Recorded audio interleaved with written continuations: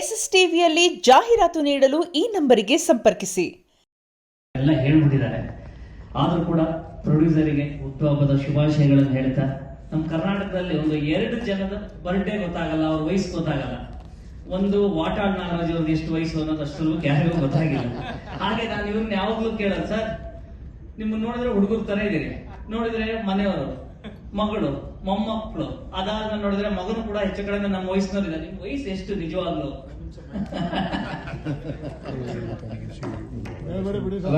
ಇಲ್ಲ ಇಲ್ಲ ಇಲ್ಲ, ಅವ್ರು ಕೇಳಿದರೆ ಅವ್ರ ಆಸೆ ಯಾಕೆ ನಾವು ನಿರಾಸೆ ಮಾಡ್ಬೋದು.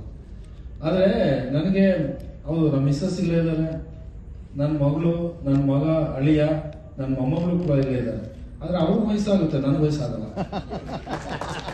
ಯಾಕೆಂದ್ರೆ 17 ತುಂಬ 18 ಬೀಳೋದೇ ಇಲ್ಲ. ನಾನು ಇರೋವರೆಗೂ 18 ಬೀಳಲ್ಲ. ನಾನು ಯಾರೋ ಎಷ್ಟು ವಯಸ್ಸು ಅಂತ ಕೇಳಿದ್ರೆ ತಮಾಷೆ ಹೇಳ್ತೀನಿ, 17 ತುಂಬ ಇನ್ನೂ 18 ಬಿದ್ದಿಲ್ಲ. ಕೊನೆವರೆಗೂ ಅದನ್ನೇ ಕಾಪಾಡಿ ನೋಡ್ತು, ಬೇರೆ ಏನು ನಾನು ಹೇಳಕ್ ಹೋಗಲ್ಲ. ಆಯ್ತಾ? Thank you. ಯಾಕೆಂದ್ರೆ ಈ ಕಾಮನ್ ಮ್ಯಾನ್ ಸಿನಿಮಾ ಪ್ರತಿಯೊಂದಕ್ಕೂ ಕೂಡ ಒಂದು ಚಾಲನೆ ಆಗ್ಬೇಕು, ಅದೊಂದು ಒಳ್ಳೆ ರೀತಿಯಲ್ಲಿ ಬರಬೇಕು, ಅನ್ಕೊಂಡ್ ಟೈಮಿಗೆ ಎಲ್ಲ ಕೆಲಸಗಳಾಗಬೇಕು ಅಂದ್ರೆ ಅದಕ್ಕೆ ಹಣ ಹಾಕಂತ ನಿರ್ಮಾಪಕರೇ ಇಂಪಾರ್ಟೆಂಟ್ ಆಗಿರ್ತಾರೆ.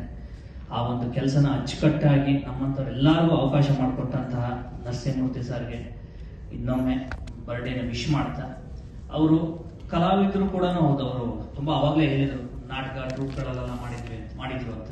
ತುಂಬಾ ನಿಮ್ಮ ಆ ಸಿನಿಮಾ ನೋಡಿದಾಗ ಅವರ ಪಾತ್ರ, ಆ ಪಾತ್ರದಲ್ಲಿ ಅವರು ನಿಭಾಯಿಸಿದ ರೀತಿ ಅದು ಗೊತ್ತಾಗುತ್ತೆ. ಸಿನಿಮಾ ಖಂಡಿತವಾಗೂ ಒಂದು ಶ್ರಮ ಹಾಕಿ, ಒಂದು ಸಿನಿಮಾ ನಿರ್ದೇಶಕರು, ಒಂದು ತಂಡ ಏನ್ ಕೇಳುತ್ತೆ ಅನ್ನೋದನ್ನ ಒಂದು ಸೆಕೆಂಡ್ ಕೂಡ ಯೋಚನೆ ಮಾಡದೆ ಈ ಸಿನಿಮಾಗೆ ಅವರು ಒದಗಿಸ್ಕೊಟ್ಟಿದ್ದಾರೆ. ಹಾಗಾಗಿ ಖಂಡಿತವಾಗೂ ಇಂಥ ಒಳ್ಳೆ ನಿರ್ಮಾಪಕರು, ಅದು ಇವತ್ತಿನ ಕಾಲ, ಇದರಲ್ಲಿ ಏನು ಇವತ್ತಿನ ಸಿನಿಮಾ ಪರಿಸ್ಥಿತಿ ಇನ್ನೊಂದು, ಯಾಕಂದ್ರೆ ಸಿನಿಮಾಗಳು ಎಷ್ಟೋ ಶುರುವಾಗುತ್ತೆ, ಆದ್ರೆ ಶುರುವಾದ ಸಿನಿಮಾಗಳೆಲ್ಲ ಮುಗಿಯಲ್ಲ. ಕಾರಣ ಅದಕ್ಕೆ ಸತ್ತಾರ ಇರುತ್ತೆ, ಅದರ ಮೇನ್ ಕಾರಣ ಹಣಕಾಸೆ ಯಾವಾಗಲೂ ಆಗಿರುತ್ತೆ. ಆ ತರದ ಯಾವುದೇ ರೀತಿಯ ತೊಂದರೆಗಳನ್ನು ಕೊಡದೆ ಒಳ್ಳೆ ರೀತಿಯಲ್ಲಿ ಸಿನಿಮಾ ಮಾಡ್ಕೊಂಡು ಬಂದಂತಹ ನಿರ್ಮಾಪಕರಿಗೆ ಅತಿ ದೊಡ್ಡ ಯಶಸ್ಸಾಗಬೇಕು ಅನ್ನೋದೇ ನನ್ನ ಒಂದು ಕೋರಿಕೆ, ಆಮೇಲೆ ಒಂದು ಪ್ರಾರ್ಥನೆ. ಇದೆಲ್ಲದಕ್ಕೂ ಸಹಕಾರ ಕೊಡುವಂಥವ್ರು ನೀವೇ ಆಗಿರ್ತೀರ, ಅಂದ್ರೆ ಮಾಧ್ಯಮ ಮಿತ್ರರೇ ಆಗಿರ್ತೀರ, ಜೊತೆಗೆ ನಮ್ಮ ಕನ್ನಡ ನಾಡಿನ ಜನತೆನೇ ಆಗಿರ್ತಾರೆ, ಜೊತೆಗೆ ನಮ್ಮ ಡೈರೆಕ್ಟರ್ ಸರ್, ಇಂಥ ಒಂದು ಹಿರಿಯ ನಿರ್ದೇಶಕರ ಜೊತೆಗೆ ಖಂಡಿತವಾಗೂ ಸಿನಿಮಾ ಮಾಡೋದಕ್ಕೆ ನಾನು ಯಾವುದೋ ಜನದಲ್ಲಿ ಪುಣ್ಯ ಮಾಡಿದ್ದೀನಿ ಅಂತ ಅನ್ಕೊಡ್ತೀನಿ. ಯಾಕೆಂದ್ರೆ ಸಿನಿಮಾ ಒಂದು ಕರೆಕ್ಟ್ ಕಲ್ಪನೆ ಜೊತೆಗೆ ಇಷ್ಟೇ ಬೇಕು, ಹೀಗೆ ಬೇಕು, ಇದೇ ತರದೊಂದು ಸಿನಿಮಾ ಮಾಡೋಕೆ ಈ ಪಾತ್ರಕ್ಕೆ ಒಂದು ಸೂಟ್ ಆಗ್ತಾನೆ, ಇನ್ನೊಂದು, ಆಮೇಲೆ ಯಾವುದೇ ರೀತಿಯ ಗೊಂದಲಗಳಿದೆ, ಯಾವುದೇ ರೀತಿಯ, ಈಗ ತುಂಬಾ ಸಿನಿಮಾಗಳಾಗತ್ತೆ, ಅದರಲ್ಲಿ ಎಷ್ಟೋ ಏನ್ ಸಿನಿಮಾ ಮುಗಿಯೋದ್ರಲ್ಲಿ ಕಚಾ ಪಿಚಿ ಆಗಿ ಒಬ್ಬರು ಇವತ್ತಿದ್ದಾರೋ ಇನ್ನೊಂದು ತರ ಆಗಿ ಏನೇನೋ ಆಗೋಗುತ್ತೆ. ಆ ತರದ ಯಾವ ಗೊಂದಲಗಳಿಗೂ ಇಲ್ಲಿ ಅವಕಾಶಗಳನ್ನು ಮಾಡಿಕೊಡದೆ ಒಂದು ಸಿನಿಮಾನ, ತಂಡನ ಎಷ್ಟು ನೀಟಾಗಿ ತಗೊಂಡು ಹೋಗ್ಬೇಕು ಅನ್ನೋದಕ್ಕೆ ಒಂದು 2 ಪದಗಳಲ್ಲೆಲ್ಲ ಹೇಳೋದಕ್ಕೆ ಸಾಧ್ಯವೇ ಇಲ್ಲ. ಖಂಡಿತವಾಗೂ ಅವ್ರ ಜೊತೆ ಕೆಲಸ ಮಾಡಿದ್ರೆ ಮಾತ್ರ ಅದು ಗೊತ್ತಾಗೋದಕ್ಕೆ ಸಾಧ್ಯ. ಹಾಗಾಗಿ ಖಂಡಿತವಾಗೂ ಈ ಒಂದು ಅವಕಾಶ ಕೊಟ್ಟಂತಹ ಡೈರೆಕ್ಟರ್ಸ್ ಆಗಿ, ಇಡೀ ತಂಡಕ್ಕೆ, ನಿರ್ಮಾಪಕರಿಗೆ ಎಲ್ಲರಿಗೂ ಕೂಡ ನಾನು ಯಾವತ್ತೂ ಆಭಾರಿ.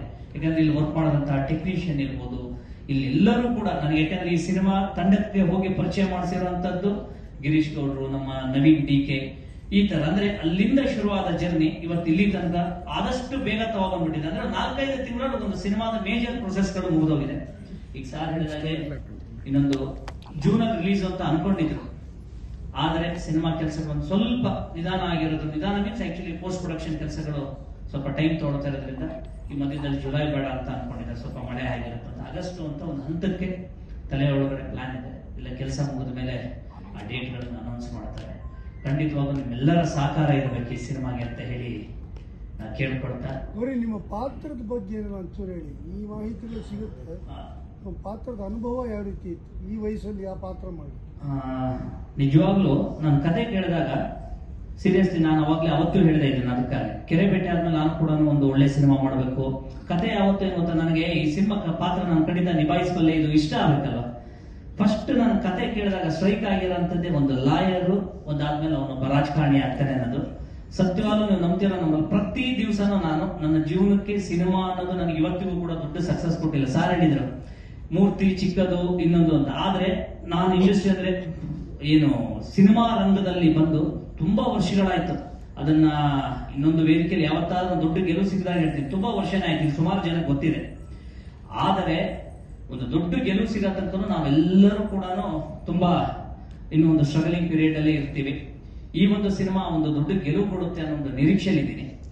ಪಾತ್ರ ನಾನು ಈ ಸಿನಿಮಾ ರಂಗದ ಜೊತೆಗೆ ಬದುಕು ನಿರ್ವಹಿಸೋದಕ್ಕೆ ಇನ್ನೇನೇನೋ ಇಲ್ವಲ್ಲ, ಎಲ್ಲವನ್ನು ಕೊನೆ ಮೂಮೆಂಟಿಗೆ ಮಾಡಕ್ ಹೋಗ್ತಾರೆ, ಎಲ್ಲವೂ ಲಾಸ್ಟಿಗೆ ತೇಪೆ ಹಚ್ಚಿರ್ತಾರೆ. ಎಲೆಕ್ಷನ್ ಟೈಮ್ಗಳಿಗೆ ಜನಕ್ಕೆ ಮಗು ಬೂದಿ ಮಾಡ್ಬೇಕು. ಈಗ ನೋಡಿ, ಯಾವ್ದೋ ಒಂದು ಟಾರ್ಗಳಿಗೆ ರಸ್ತೆಗಳಿಗೆ ಟಾರ್ ಹಾಕೋ ಪರಿಸ್ಥಿತಿ ಯಾವಾಗ ಬರೋದು?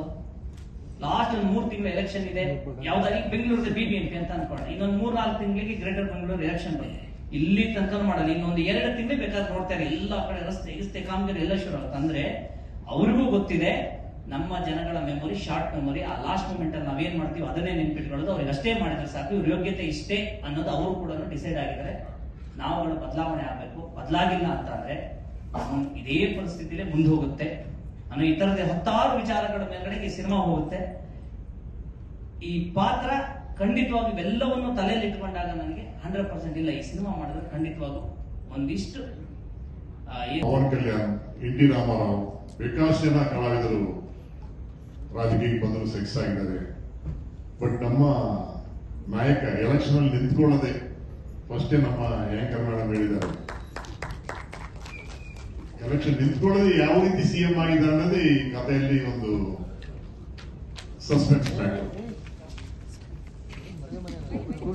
ಇವರ ನಾಯಕರು, ಇವರು ಖಳನಾಯಕರು. ಇನ್ನೊಂದು ನಾನಿದ್ದೀನಿ,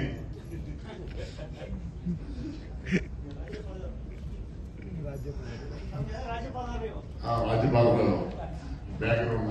ಈ ಸಿನಿಮಾದಲ್ಲಿ ರಾಜ್ಯಪಾಲರಾಗಿ ಅಶೋಕ್ ಅವರು ಮಾಡಿದ್ದಾರೆ. ಜನರಿಗೆ ಇವಾಗ ಏನ್ ಬೇಕು ಮಾಡಿ ನಾನು ಸುಮಾರು ಸೋಷಿಯಲ್ ಸರ್ವಿಸ್ಗಳನ್ನ ಮಾಡ್ತಾ ಬಂದಿದ್ದೀನಿ. ಸುಮಾರು ಮಕ್ಕಳಿಗೆ ಯೂನಿಫಾರ್ಮ್ ಇರ್ಬೋದು, ಬ್ಲೇಸರ್ ಇರ್ಬೋದು, ಬುಕ್ಸ್ ಇರ್ಬೋದು, ಏನ್ ನೆಸೆಸಿಟಿ ಇದೆಯೋ ಅದನ್ನೆಲ್ಲ ನಾನು ಸರ್ವಿಸ್ ಮಾಡ್ತಾ ಬಂದಿದ್ದೀನಿ. ಅದಲ್ಲದೆ ಸುಮಾರು ಅನಾಥಾಶ್ರಮ ಇರ್ಬೋದು, 2 ದೇವಸ್ಥಾನ ಕೂಡ ನಾವು ನಡೆಸ್ತಾ ಇದ್ದೀನಿ. ಅದಲ್ಲದೆ ಇನ್ನೂ ಒಂದು ಹೆಜ್ಜೆ ಮುಂದೆ ಹೋಗಿ ಒಂದು ಟೆಲಿಕಾಂ ಜನಸೇವೆ ಚಾರಿಟಬಲ್ ಟ್ರಸ್ಟ್ ಅಂತ ಪ್ರಾರಂಭ ಮಾಡಿ, ಅದು ಮಹಿಳೆಯರಿಗೆ ಒಂದು ಸೀಮಿತವಾದ ಒಂದು ಟ್ರಸ್ಟ್, ಒಂದು ಫ್ರೀ ಟೈಲರಿಂಗ್ ಇರ್ಬೋದು, ಬ್ಯೂಟಿಷಿಯನ್ ಇರ್ಬೋದು, ಅಥವಾ ಕಂಪ್ಯೂಟರ್ ಇರ್ಬೋದು, ಅವ್ರಿಗೆ ಏನೇನೋ ಸಾಧ್ಯವಾಗುತ್ತೋ ಅದನ್ನ ನಿಂತು ಅವ್ರ ಕಾಲ ಮೇಲೆ ಅವ್ರು ನಿಲ್ಲೋ ತರ ಒಂದು ಮಾಡಬೇಕು. ಯಾಕಂದ್ರೆ ನಮ್ಮಮ್ಮ ಬಂದು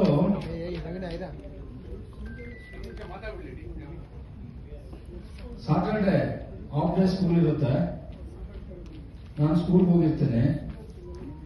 ನಮ್ಮ ತಾಯಿ ಹೂ ಮಾರ್ತಾ ಇರ್ತಾರೆ. ಹಸು ತಡಿಲಾರ್ದೆ ಸ್ಕೂಲ್ ಹತ್ರ ನಾನು ಕಾಯ್ತಾ ಇರ್ತೀನಿ. ನಮ್ಮಮ್ಮ ಅಲ್ಲಿಂದ ವ್ಯಾಪಾರ ಮಾಡ್ಕೊಂಡ್ರು, ಓಡೋಡಿ ಬಂದು ಇಡ್ಲಿನ ಕೊಡಿಸಿ ತಿನ್ಸ್ಬಿಟ್ಟು ಸ್ಕೂಲ್ ಕಳಿಸ್ಬಿಟ್ಟು ಅವ್ರು ವ್ಯಾಪಾರ ಮಾಡ್ತಾರೆ.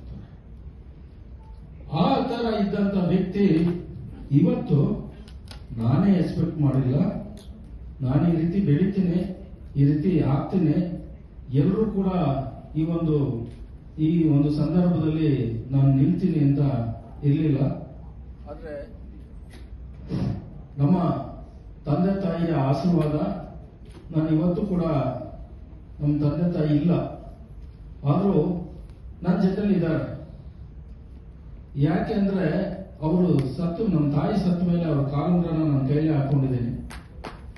ಮಧ್ಯದಲ್ಲಿ ಬೆಳ್ಳಿ ಕಾಲುಂಗ್ರ ಇಟ್ಕೊಂಡು ಆ ಕಡೆ ಗೋಲ್ಡ್ ಹಾಕಿ ಹಾಕೊಂಡಿದ್ದೀನಿ. ಜೊತೆಗೆ ಈ ಒಂದು ಮಾಂಗಲ್ಯ ಚೈನು ನಮ್ಮ ತಾಯಿದೆ ನಾನು ಹಾಕೊಂಡಿದ್ದೀನಿ.